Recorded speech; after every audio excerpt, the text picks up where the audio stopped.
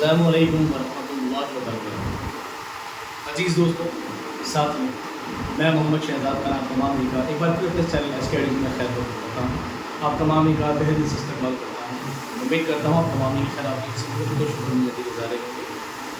जैसा कि दोस्तों, इससे पहले मैं मीर तकीम की फर्स्ट गज़ल पढ़ा, काफ़ी लंबा टॉपिक हो गया था। इस बार मैं इंशाल्लाह कोशिश करूँगा कि आपको टॉपिक बाई टॉपिक थोड़ा कम डिटेलेशन के साथ आपको चीज़ें समझता जाए। तो आइए बिना बुलाए चलते हैं आज हमारे दोस्तों मीर तकमीर की दूसरी गज़ल नंबर को मीर तकमीर के 2 गज़ल आपके सामने शामिल की गई है और वो आपको याद रखें। चलिए सवाल जवाब मैं आपको पहले बता चुका हूँ कि क्या क्या सवाल आपसे पूछे जाते हैं। एक शायर का नाम, एक मिसरा, एक अव्वल और सानी, मुश्किल अल्फाज, बाही जमा, मुतरादिफ और कौन सी सनद का इस्तेमाल है वो सारी चीज़ मैं मेंशन करता चलूँगा। चलिए चलते हैं गज़ल के मामले की तरफ। उल्टी हो गई सब तदबीरें, कुछ न दवा ने काम किया, देखा इस बीमार ये दिल ने आखिर काम तमाम किया। सिंपल सा शेर है। उल्टी हो गई सब तदबीरें, तदबीर कहते हैं उपाय, हिंदी में क्या कहते हैं उपाय, तदबीर कह सकते हैं कोशिश।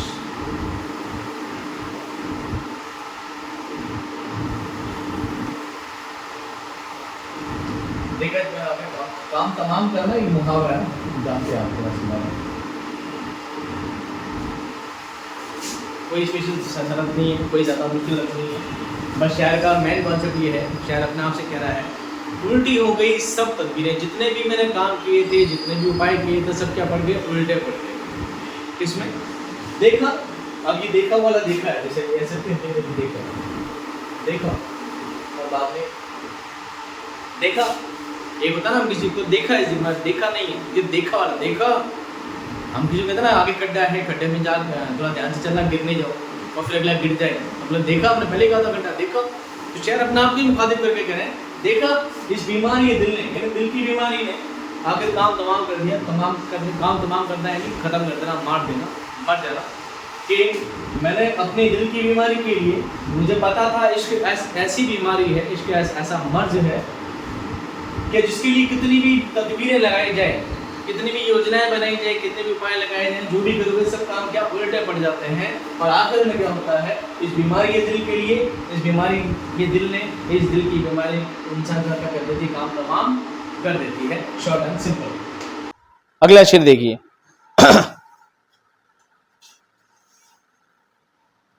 शेख जो था शेख जो है मस्जिद में नंगा, रात को था मैखाने में, जुब्बा खिरका कुर्ता टोपी मस्ती में इनाम किया।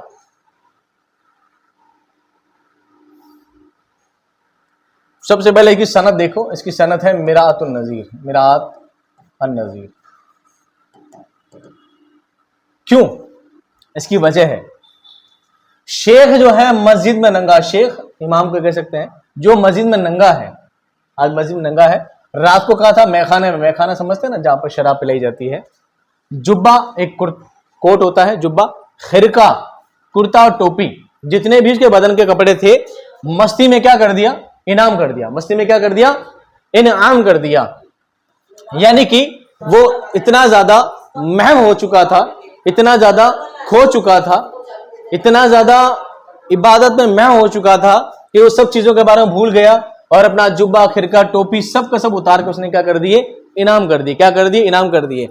अब ये जुब्बा खिरका कुर्ता टोपी ये आपस में एक दूसरे के बहुवचन नहीं है, ये एक दूसरे का मुतरादिफ भी नहीं है, इनका आपस में ताल्लुक जरूर है। इनका आपस में क्या है, ताल्लुक जरूर है कि जुब्बा खिरका कुर्ता टोपी ये पहना जाता है, ये कपड़ों की एक कैटेगरी है, ये सब एक कैटेगरी में शामिल होते हैं। मैंने बताया ना, आडे टेढ़े तीखे तिरछे एक कैटेगरी है।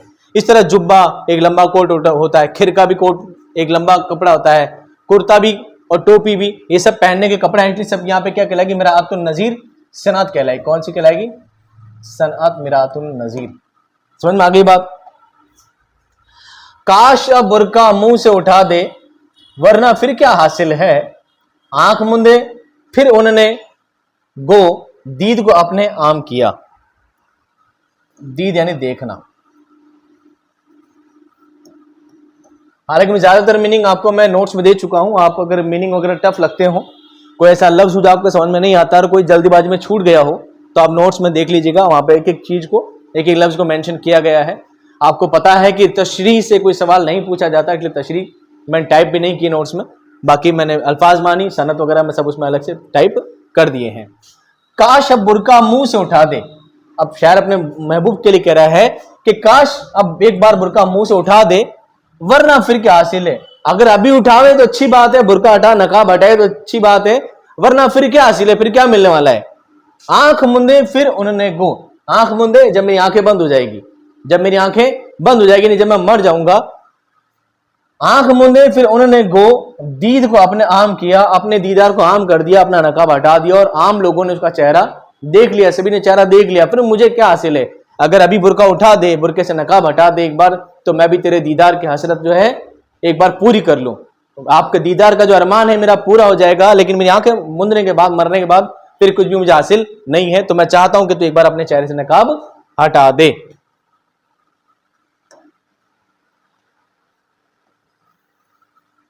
यहां के सफेद सियाह में हमको दखल है, दखल जो है सो इतना है, रात को रो रो सुबह किया, दिन को जू तू शाम किया। एक लफ्ज है सफेद, इसको बोलते हैं हिंदी सफेद। सिया यानी होता काला। आपने बीएड पढ़ा हो ना, तख्ता है सिया, सिया मतलब क्या होता है, काला। यहां के सफेद और सिया में हमको दखल है, जो हमारी प्रॉब्लम जो है, जो इख्तियारी जो है, मुख्तारी जो है, इख्तियार जो है, बस इतना सा है। सफेद और सिया मतलब दिन और रात। सफेद और सिया यहाँ के लोगों में, काले पीले लोगों में दिन और रात में इतना है कि रात को रो रो सुबह किया, दिन को जूतू शाम किया। इस जिंदगी के सफेद और सिया में, इस उतार चढ़ाव में, जिंदगी के इन हालातों में अगर मेरा दखल है, मेरा कोई इंटरेस्ट है, मेरा कुछ हस्तक्षेप है, तो सिर्फ इतना सा है कि रात को तो रो रो के सुबह कर देता हूं, कि पूरी रात मैं जागता रहता हूं रो रो कर, इस अना पर कि अपने महबूब का दीदार हो जाए, उसका मोहब्बत मुझे हासिल हो जाए। रो रो कर अपनी पूरा क्या कर देता हूं, रात से सुबह कर देता हूं, पूरी रात निकल जाती है रो रो के मेरी उसकी मोहब्बत में, और दिन को जैसे तैसे करके वापस शाम कर लेता हूं। दिन से शाम तक इधर उधर अल्लम टल्लम करके कैसे तैसे दिन गुजार कर अपना दिन पूरा कर लेता हूं, और फिर रात आती मैं फिर उन्हें बैठ जाता हूं और रात से सुबह कर देता हूं रो रो के, फिर शाम कर देता हूं। तो यहाँ के सफेद और सिया में मुझको बस इतना सा ही दखल है कि जैसा भी है मैं अपना दिन क्या कर रहा हूं, पूरा कर रहा हूं। तो यहां पर दोस्तों क्या कहलाएगा, रात और दिन, सुबह और शाम, सुबह और शाम, सफेद और सिया, ये सब क्या है आपस में एक दूसरे के सनअते तजाद। क्या है दोस्तों सनअते, ये सब आपस में दोस्तों क्या है, सनअते तजाद का इस्तेमाल होता है। यहां के सफेद और सिया में हमको दखल है, सो बस इतना है।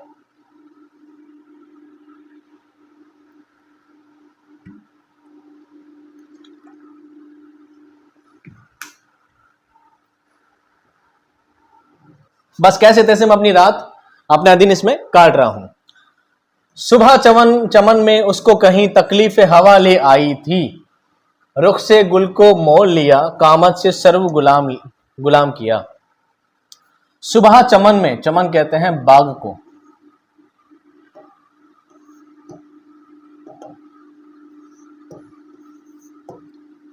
कहीं से तकलीफ हवा ले, कोई तकलीफ की कोई हवा थी जिसको लेकर आ गई। रुख कहते हैं वैसे, रुख पूरा बना है गाल, रुख कहते हैं वैसे रुखसार चेहरा समझ लीजिए, चेहरा, रुख मतलब चेहरा।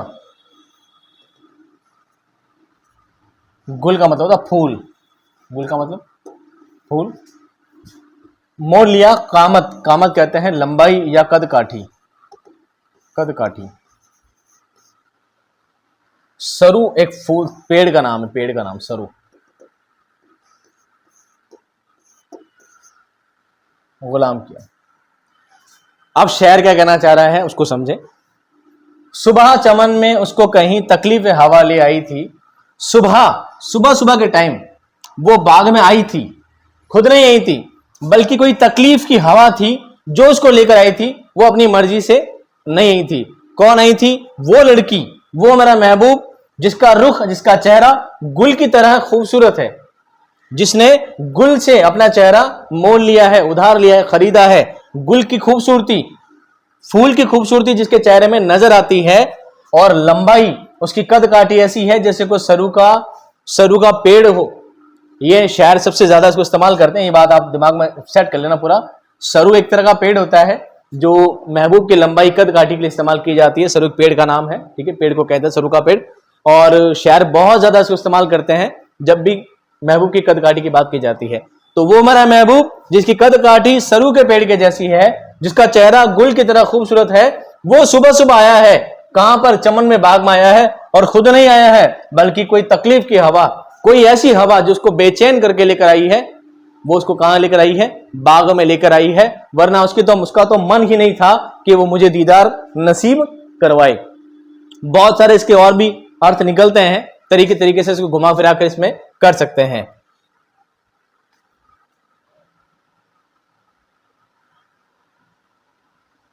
वैसे चमन का गुल से रिश्ता है, पर आगे कोई वर्ड नहीं है जिसको उससे जोड़ा जाए।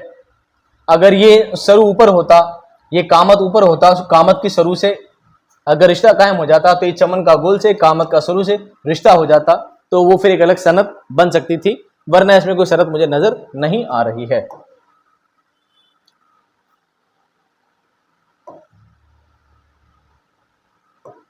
चलिए आखिरी के शेर।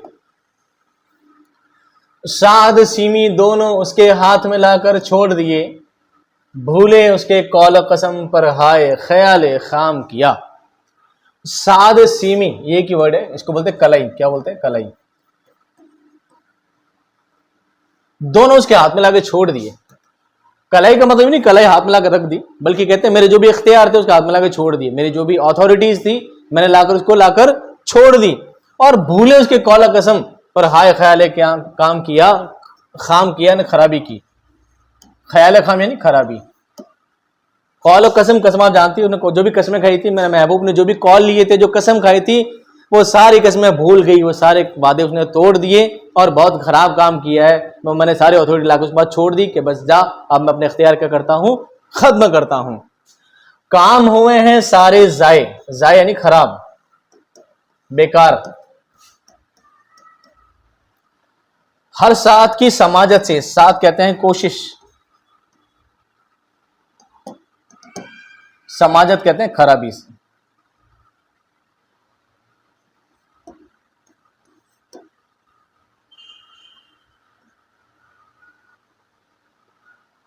इस्तिगना की चौगनी उन्होंने जू जू मैं इब्राम किया।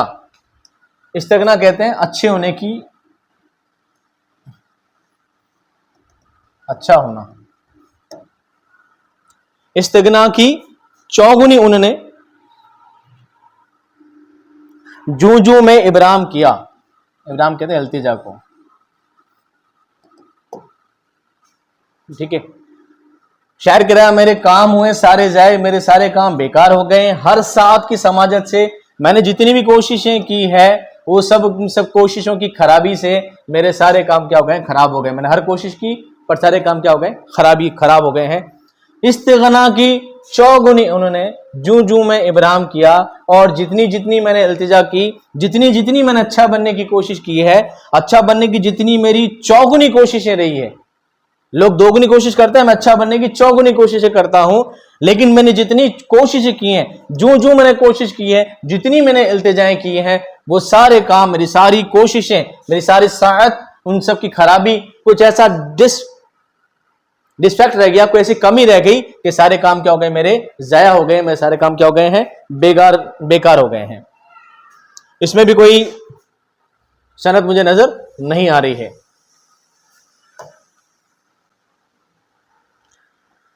लास्ट के दो शेर।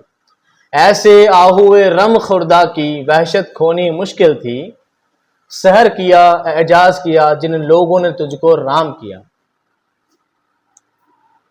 ऐसे आहुए रम खुर्दा, रम का मतलब होता है दोस्तों भागना। क्या होता है? भागना। आहुए रम खुर्दा यानी हिरन का भागना, हिरन का भागना। सहर किया, जादू किया।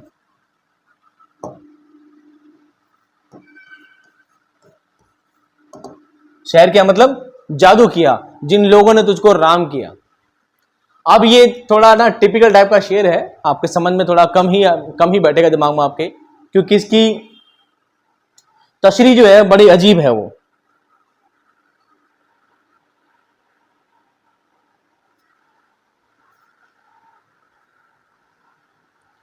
ऐसे आहू रम खुर्दा की वहशत खोनी मुश्किल थी। बड़ा मुश्किल काम था कि किसी हिरन के भागने को, उसकी वहशत को रोकी जा सकती है। शहर किया एजाज किया जिन लोगों ने तुझको राम किया। इसकी सीधी सीधी अगर मैं ना 2-4 लाइन में समझाना चाहूं, अगर बहुत टिपिकल शेर की, थोड़ा अजीब सा शेर है। राम अगर यहाँ किसी भगवान को माना जाए, शिकार के लिए अगर वो गए हैं, ठीक है, राम कहाँ गए हैं, शिकार के लिए गए हैं, और मान लीजिए तीर अगर चलाया है, क्या चलाया है, तीर अगर चलाया है, और तीर हिरन से थोड़ा सा निकट लग गया, हिरन के अड़ा नहीं, हिरन के लगा नहीं, और हिरन भाग गया, हिरन चमक कर भाग गया, तो जो भागने वाली हालत है, वो भागने वाली हालत में कोई ऐसा जादू नहीं कर सकता, कोई ऐसा जादू नहीं है कि उसको रोका जा सके वापस, तो उसकी वहशत वाली हालत होनी मुश्किल थी। शहर किया एजाज किया जिन लोगों ने तुझको राम किया, भली वो राम बने कुछ भी बने, एक ऐसा जादू नहीं किया जा सकता। आहू रम खुर्दा का मतलब ये होता है, आहू रम खुर्दा वर्ड का प्रॉपर फ्रेज का मीनिंग है कि हिरन के तीर ना लगना और उसका चमक कर भाग जाना, उसका चमक कर भाग जाना, ये इसका मतलब है। और बाकी इस चीज को आप एक्सप्लेनेशन में ना ही जाएं तो आपके लिए बेटर है, कंट्रोवर्सी ज्यादा हो जाएगी। चलिए लास्ट का शेर तो सबसे ज्यादा कंट्रोवर्सिबल है। मीर के दीनों मजहब को अब पूछते क्या हो उनने तो, ये उनने का मतलब उसने तो, ये मतरूक लफ्ज है। कश का खींचा देर में बैठा कब का तर्क इस्लाम किया। कश का क्या है, खींचना मतलब तिलक लगाना, तिलक लगाना, समझ, तिलक लगाना, हिंदी में लिख देता हूं मैं, तिलक लगाना। देर में बैठना, देर मतलब वो देरी वाला देर नहीं है, वेट वाला देर नहीं है, देर मतलब होता है मंदिर।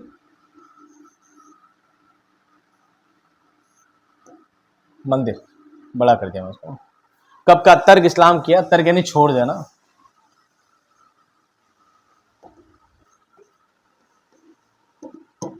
ये जब मीर ने उस जमाने में शेर लिखा था ना, उस टाइम में बहुत कंट्रोवर्सी हुई थी, बहुत ज्यादा इस पे। मीर लास्ट में लिखते हैं, मीर के दीनों मजहब के, मीर के दीन के बारे में क्या पूछते हो, मजहब के बारे में क्या पूछते हो, मीर के धर्म के बारे में क्या पूछते हो। उनने तो, अब मीर ने क्या कर लिया है, कसका खींच लिया है, तिलक लगाया है, मंदिर में जाके बैठ गया है, और कब का तर्क इस्लाम, इस्लाम को वो छोड़ चुका है, इस्लाम को वो छोड़ चुका है। यानी कहने का सेंस ये नहीं है कि मीर ने सचमुच इस्लाम छोड़ दिया है, सेंस ये है कि मीर के मजहब की, धर्म की बातें क्या करते हो, मीर के बारे में क्या पूछते हो। मीर तो अब खुदा से इतनी ज्यादा लॉ लगा चुका है कि उसे कुछ भी होश नहीं, वो कहाँ रहा है कहाँ जा रहा है, उसकी डायरेक्ट खुदा से लॉ लग चुकी है। और उसी लॉ लगाने में उसने भले ही सर पे तिलक भी लगाया हो, चाहे मंदिर में भी बैठा हो, कहीं भी जा रहा है, पर असल में वो खुदा से लॉ लगा चुका है। और इसमें कोई अलग से तशरीह, मुझे कोई सनद नजर नहीं आ रही है। उम्मीद करता हूं दोस्तों वीडियो आपके समझ में आ गया होगा। वीडियो से रिगार्डिंग कोई ऐसे सवाल नहीं है जो मैं आपको बताऊं अलग से कुछ। टोटल शेर खत्म हो गए हैं और कोई गजल रही नहीं है, जितनी भी थी पूरी गजल मैं आपको कंप्लीट पढ़ा चुका हूं। चलिए दोस्तों, मिलता हूं नेक्स्ट क्लास में बहुत सारे वीडियोस के साथ, ढेर सारे वीडियोस के साथ। अगर अभी तक भी आपने नोट्स डाउनलोड नहीं किए हैं तो नोट डाउनलोड कर लीजिएगा, पढ़ लीजिएगा। बाकी सारे करेक्शन उसमें मिल जाएंगे, बाकी सारे एक आपको वर्ड्स उसमें मिल जाएंगे, सनद मिल जाएगी और शब्दों के मुश्किल अल्फाज आपको मिल जाएंगे। और बहुत ज़्यादा डिटेल में देखना है तो यूट्यूब वाला वीडियो मैंने अलग से डाल रखा है, एक्सप्लेनेशन वाला, उसमें मैंने एक 1-1.5 घंटे बैठ कर इनकी तशरीह की है, एक एक चीज़ को बहुत ज़्यादा डीपली समझाया है, तो आप वहाँ से समझने की कोशिश कर लेना। मैं मिलता हूँ दोस्तों नेक्स्ट क्लास में आपको ज़बरदस्त वीडियो के साथ। तब तक खुश रहिए, आबाद रहिए, खुदा हाफिज़।